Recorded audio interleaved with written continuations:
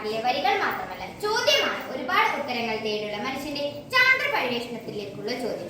ഇന്നത്തെ അന്വേഷണം ചാന്ദ്രയാൻ 3 വരെ എത്തിയിരിക്കുന്നു. ഇതിന്റെ തുടർച്ചയിൽ ISRO ശാസ്ത്രലോകത്തിന്റെ മുന്നിലേക്ക് ഞങ്ങൾ അവതരിപ്പിക്കുന്നു ലൂണാർ ബേസ്. ചന്ദ്രനെ മണ്ഡലത്തിൽ ചന്ദ്രനെ കുറിച്ച് പഠിക്കുവാനും ഗവേഷണ പ്രവർത്തനങ്ങളും മറ്റും ചെയ്യുവാനും സ്ഥിരമായി ഇടം ഒരുക്കുകയും അതിലൂടെ ഭാവിയിലെ അനന്ത സാധ്യതകളിലേക്കുള്ള ചെറിയ ചുവടുവെപ്പുകൂടിയാണ് ഞങ്ങളുടെ ലൂണാർ ബേസ്മെന്റ് എന്ന ആശയം. ഇനി നമുക്ക് ലൂണാർ ബേസ്മെന്റിലെ ഭാഗങ്ങളെ പരിചയപ്പെടാം. Command centre module. എയ്റോപ്ലെയിനിലെ ഏറ്റവും പ്രധാനപ്പെട്ട ഘടകമാണ് കമാൻഡ് സെന്റർ മൊഡ്യൂൾ. ലൂണാർ ബേസ്മെന്റിൽ നടക്കുന്ന പ്രവർത്തനങ്ങളെ കൺട്രോൾ ചെയ്യുന്നതും കോർഡിനേറ്റ് ചെയ്യുന്നതും ഈ ഒരു സെന്റർ മൊഡ്യൂളിൽ വെച്ചാണ്. അതുപോലെ തന്നെ എയ്റോപ്ലെയിനിലെ മറ്റൊരു പ്രധാനപ്പെട്ട ഘടകമാണ് ഈ റോക്കറ്റ് GSLV Mark 4. നമുക്കറിയാം, ISROയുടെ ഏറ്റവും അഭിമാനകരമായ വിക്ഷേപണ വാഹനമാണ് GSLV Mark 4. എന്നാൽ അതിനേക്കാളൊക്കെ ശക്തമായ 4ാമത്തെ വേഷനാണ് ഞങ്ങൾ ഈ പദ്ധതിയിൽ ഉപയോഗിക്കുന്നത്. ILT സാറ്റലൈറ്റ്, അതായത് ISRO ലൂണാർ ബേസ് സാറ്റലൈറ്റ്. ഭൂമിയിൽ നിന്നും നൽകുന്ന നിർദ്ദേശങ്ങൾ സ്വീകരിക്കുകയും അതിനെ റിസർച്ചിലേക്ക് നൽകലുമാണ് ഈ സാറ്റലൈറ്റിന്റെ ജോലി. കൂടാതെ തന്നെ കമ്മ്യൂണിക്കേഷൻ ടവറുമായി ഈ സാറ്റലൈറ്റ് കണക്ട് ചെയ്തിട്ടുമുണ്ട്. അതുകൊണ്ട് തന്നെ ISROയുടെ ഇന്ത്യയിലെ റിസർച്ച് സെന്ററുമായി കമ്മ്യൂണിക്കേഷൻ ചെയ്യാൻ സാധിക്കുന്നു.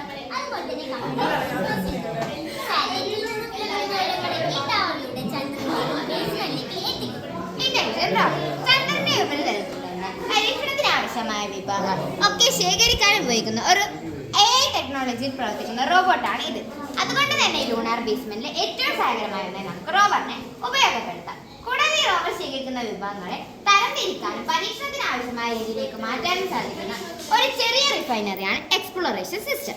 എക്കോ റിസർച്ച് ഹബ് ഈ പ്ലാനിലെ ഏറ്റവും ക്രിയേറ്റീവായ ഒരു ഭാഗമാണ് ഈ ഒരു ഹബ്. കാരണം ഒരു ചെടിക്ക് വളരാൻ ആവശ്യമായ ഘടകങ്ങളെ കൃത്രിമമായി ഒരുക്കി പരീക്ഷണാടിസ്ഥാനത്തിൽ ചെടി വളർത്തിയെടുക്കുന്ന സംവിധാനമാണ് ഇത്.